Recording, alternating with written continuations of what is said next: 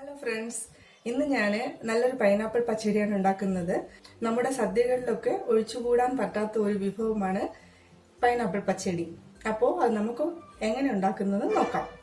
ഞാനിവിടെ ഒരു പൈനാപ്പിൾ ഇതുപോലെ ചെറുതായിട്ട് കട്ട് ചെയ്ത് വെച്ചിട്ടുണ്ട്. പിന്നെ നമുക്ക് മഞ്ഞൾപ്പൊടി വേണം, മുളക് പൊടി വേണം, കടുക് വേണം. കടുക് നമുക്ക് താളിക്കാനും വേണം, അരയ്ക്കാനും വേണം. ജീരകം വേണം, പിന്നെ തേങ്ങ വേണം, ഒരു അരമുറി തേങ്ങ ഉണ്ടാവും ഇത്. പിന്നെ കറിവേപ്പില വേണം, താളിക്കാൻ ആവശ്യത്തിന് വറ്റൽ മുളക്, പിന്നെ അരയ്ക്കാനായിട്ട് പച്ചമുളക്, പിന്നെ ഒരു കപ്പ് തൈര് എടുത്തിട്ടുണ്ട്. നമുക്ക് കറി ശരിയാവുന്ന സമയത്ത് എത്രത്തോളം തൈര് വേണം നോക്കിയിട്ട് നമുക്ക് ചേർത്ത് കൊടുക്കാം. പിന്നെ ഉപ്പ് വേണം, ആവശ്യത്തിനുള്ള എണ്ണ. പിന്നെ നമുക്ക് ഇതുപോലെ ഒരു ചെറിയ പീസ് ശർക്കര കൂടെ വേണം. ശർക്കര നമുക്ക് പച്ചടിക്ക് നല്ലൊരു കളറും അതുപോലെ തന്നെ നല്ലൊരു ടേസ്റ്റും കിട്ടും. അപ്പോൾ ഒരു ചെറിയ പീസ് ശർക്കര ഇതുപോലെ എടുത്തു വെച്ചിട്ടുണ്ട്. അപ്പോൾ നമുക്ക് പൈനാപ്പിൾ പച്ചടി ഉണ്ടാക്കാൻ തുടങ്ങിയാലോ. ആദ്യം തന്നെ ഞാനിപ്പോൾ പ്രഷർ കുക്കറിലാണ് നമ്മുടെ പൈനാപ്പിൾ വേവിച്ചെടുക്കുന്നത്. എന്താന്ന് വെച്ചാൽ ഇതിന് കുറച്ച് വേവ് കൂടുതലുണ്ടല്ലോ. പെട്ടെന്ന് പ്രഷർ കുക്കറിലാവുമ്പോൾ നമുക്ക് പെട്ടെന്ന് വെന്ത് കിട്ടുകയും ചെയ്യും. അപ്പോൾ നമുക്കിത് പ്രഷർ കുക്കറിലോട്ട് ചേർത്ത് കൊടുക്കാം.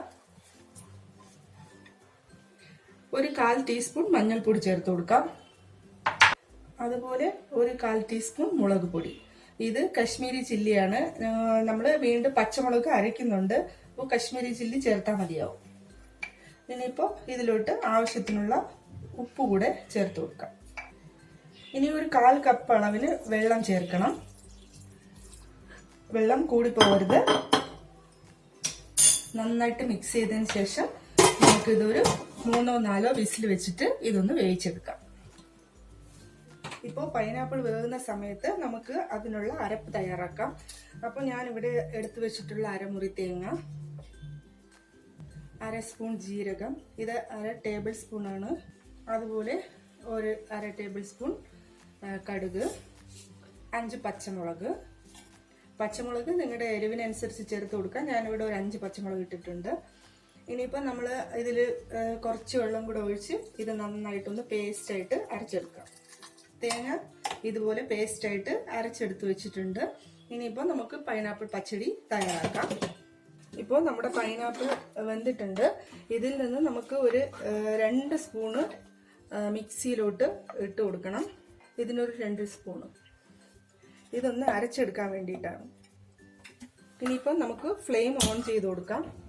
നേരത്തെ നമ്മൾ എടുത്ത അത് പൈനാപ്പിൾ ഞാനിവിടെ അരച്ചെടുത്തിട്ടുണ്ട്. അപ്പോൾ അതുകൂടെ നമുക്കിതിലോട്ട് ചേർത്ത് കൊടുക്കാം.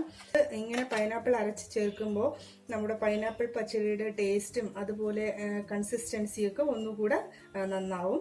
അപ്പോൾ നിങ്ങളും ഇതുപോലെ ഒന്ന് ചെയ്ത് നോക്കുക. ഇതിൻ്റെ കൂടെ തന്നെ നമ്മൾ എടുത്തു വച്ചേക്കുന്ന ശർക്കര കൂടെ ചേർത്ത് കൊടുക്കുക. അപ്പോൾ ഈ ശർക്കരയൊക്കെ ഒന്ന് അലിഞ്ഞു വരട്ടെ, അതുവരെ നമുക്ക് വെയിറ്റ് ചെയ്യാം. അതിനുശേഷം നമ്മൾ അരച്ചു വെച്ചേക്കുന്ന നമ്മുടെ അരപ്പ് ഇതിലോട്ട് ചേർത്ത് കൊടുക്കാം.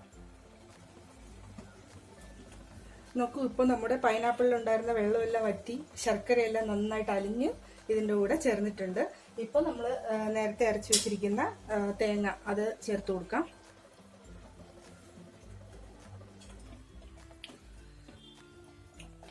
ഇനിയിപ്പോൾ നമ്മളിതൊരു മീഡിയം ഫ്ലെയിമിലോട്ട് വെച്ചിട്ട് ഇതൊന്ന് തിളപ്പിച്ചെടുക്കണം.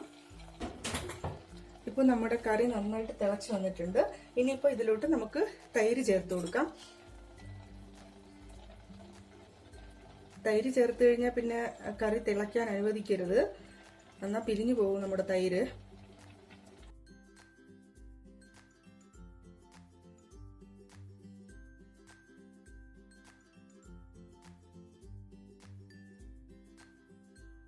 ഇപ്പോൾ ഞാനിതിൽ ഒരു 1/2 കപ്പ് തൈരോളം ചേർത്തിട്ടുണ്ട്.